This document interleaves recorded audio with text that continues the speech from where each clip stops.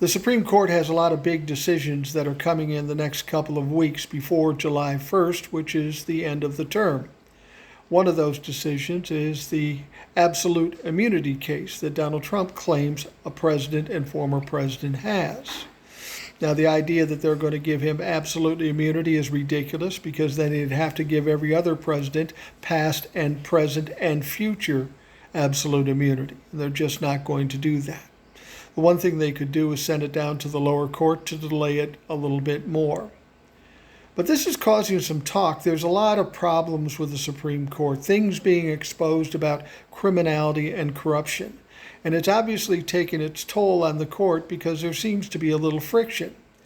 There's a former Supreme Court clerk that's come out and questioned why it's taking so long to come up with an answer to this immunity claim, especially when the Supreme Court has found it very easy to act quickly on things that might help the Republicans. This is from a former Supreme Court clerk. And then Amy Coney Barrett came out just today and took a shot at Clarence Thomas, which is interesting because they're both conservative justices. She said that the laser focus on history causes them not to see the forest for the trees. Now, what does she mean about that? Don't really know.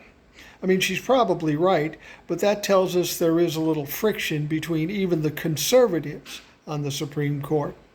And then Justice Sotomayor said something about upcoming decisions and how she didn't feel too confident about it.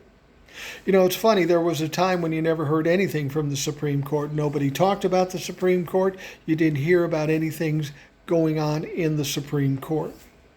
We can tell there's a lot of problems and a lot of concerns, as much as they try to be arrogant and say, oh, we're fine, you're just wrong for thinking badly of us.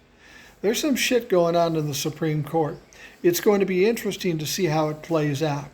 But after the election, they're going to have to be accountable for the shit they've done up to this point. And I firmly believe with Joe Biden and the Democrats in the House and the Senate, there are going to be some fucking changes, and they know it.